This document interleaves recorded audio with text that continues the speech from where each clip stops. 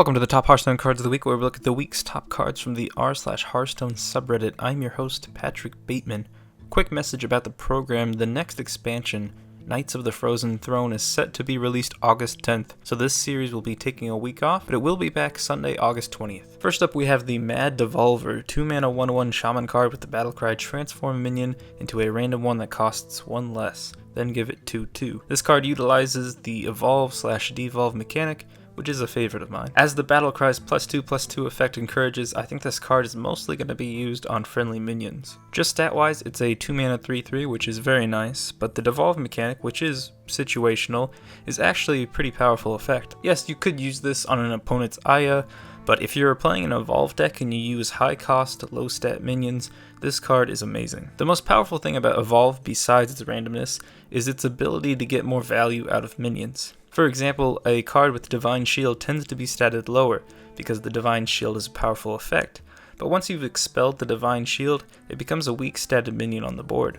Devolving or evolving your weak or severely damaged minions is really powerful, and the additional +2/+2 should make most friendly uses of this battlecry really good for the user. Because it's a cheap evolve card, it can be played with cards like Moat Lurker, where for 2 cards and 8 mana you can destroy an enemy minion and have somewhere around 8 stats on board. I like Evolve Shaman, and I'm glad that the Shaman hero card for Knights of the Frozen Throne is all about Evolve, but I do have a word of caution. I think the Hearthstone team at Blizzard is fine in making hero cards, but too many Evolve mechanics could end up being frustrating to play against, because classes that struggle with board clears would have trouble contesting constantly evolving minions. I'm excited to see how another Evolve mechanic added to Shaman will change the deck. Next up, we have Soul Trap, 3-mana Warlock spell that reads Silence and destroy a minion. Shuffle a Soul Jar into your deck that resummons it when drawn.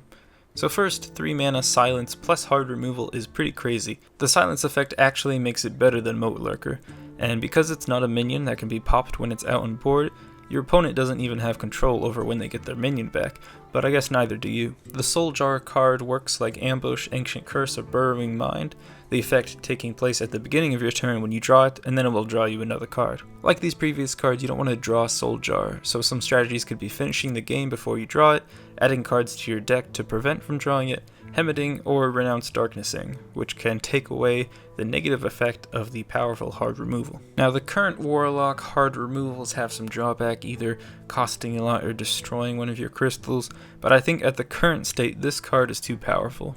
I would really like to see this card have an even worse drawback to make up for the powerful and cheap hard removal it is. I think Soul Jar should be a card that is put into your hand and it's unplayable.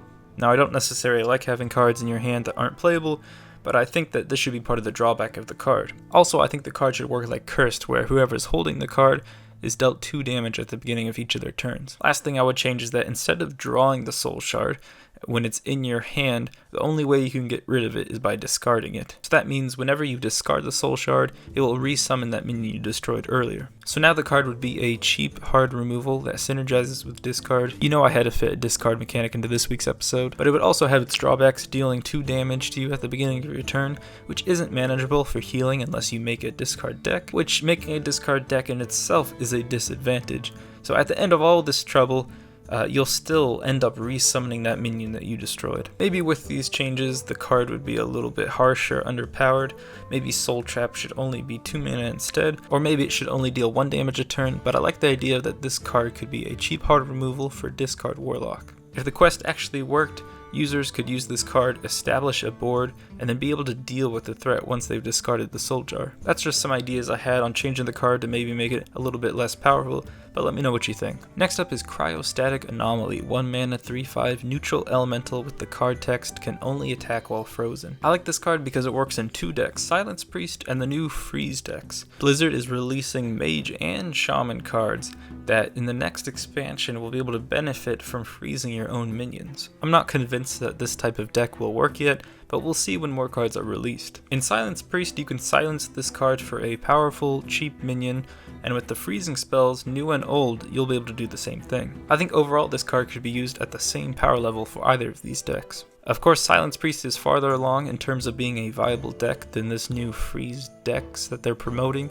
But while Silence lacks in the silence activators, cards that actually can silence minions, there are a lot of relatively cheap freeze cards that you can use on your own minions. The next big thing about this card in comparing these decks is that Silence lasts forever, but the Frozen effect only lasts 2 turns. We know from cards like Frozen Crusher that if you freeze a minion on your turn, it's frozen that turn and the next. I'm not saying that this is going to be a viable deck that freezes and buffs your frozen minions, but I think making this type of deck viable is what the creator was going for when making this card. I don't think these silence/freeze decks need a powerful 1-drop, I'd rather see them use regular 1-drops in their class, and use the silence or freeze effect to overstat their opponents in mid-range decks. The power level of Silence Priest is almost there, and I think this card is fine, but I worry that a high-statted 1-drop could find its way into some annoying starts against the Silence Priest that wouldn't really allow you as an opponent to get onto the board. For this reason, I wouldn't want this to see play, mostly because I'm scared of powerful 1-drops. Next up we have Small Game Hunter, 1 mana 1/2 Hunter card with Battlecry.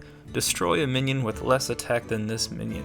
Name inspired by Big Game Hunter, this is a flexible single target removal tech card that plays into the buffing mechanics of Hunter. Like how Dispatch Kodo's Battlecry deals damage based off of its attack, this card's Battlecry relies on getting buffed to increase its value, not in just stats, but its overall effect. Something interesting to consider is that, like the Battlecry of Dispatch Kodo, if you place it next to a minion like Direwolf Alpha, or you have it on the board with Leok, you'll be able to clear a 1-attack minion, even if you just have 1 attack buff on the board.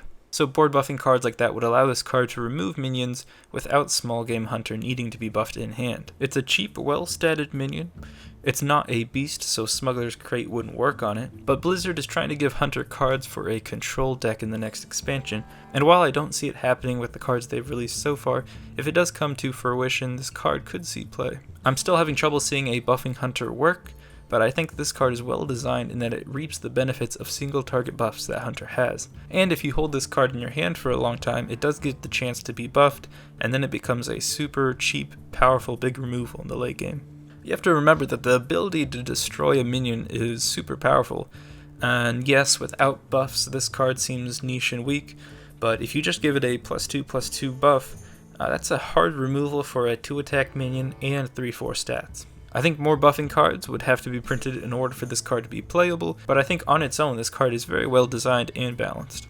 And last up we have 2 Druid Beasts, Pupper, a 2 mana 1/2 with Death Rattle cast Claw, and Doggo, a 4 mana 3/4 with Death Rattle cast Bite. Claw is the 1 mana spell that gives your hero +2 attack that turn and 2 armor, and Bite is the 4 mana spell that gives your hero +4 attack that turn and 4 armor. So the really interesting thing about this card is that it's a Death Rattle that is turn dependent. So let's say you play this minion and your next turn you activate its Death Rattle. You'll get the armor and your hero will be able to attack, simple enough. But if your opponent triggers the minion's Death Rattle on their turn, the attack only lasts on your opponent's turn.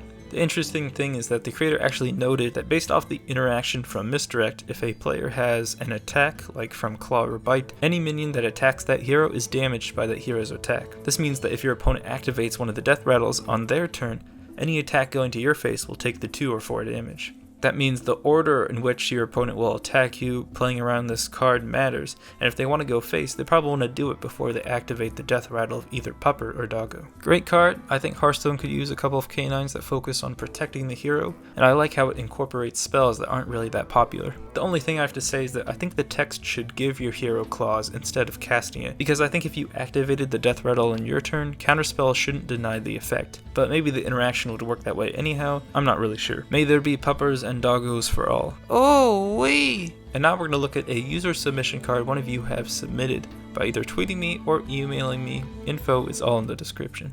This week's submission is by Harsh CB, who has made the 3 mana Mage Secret Living Bomb. Choose a minion, secret, when it dies, deal 3 damage to all characters. Now I don't know when Harsh CB made this card. They said that they've been working on a themed expansion, but I think it's funny just how close of an effect it is to the card coming out in the next expansion called Fate Spinner. Even if it was inspired by this card, I think Living Bomb does a better job at utilizing the effect. When you play Fate Spinner, it's just a 50-50 chance that your opponent will pick the correct Death Rattle, and usually you can determine that by looking at the state of the board, but I think making this secret effect actually be a secret could be less confusing for text and be more true to the gameplay of secrets. I wish this card was coming out with the next expansion, but I'll be sure to try Fate Spinner to test out the effect. Thank you for the submission, Harsh CB, and thank you for joining me on the top Hearthstone cards of the week. I'll be back the week after the next, and until next time.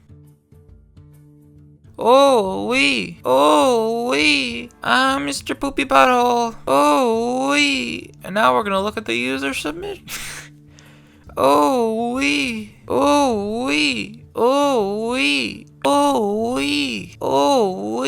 I'm Mr. Poopy Butthole.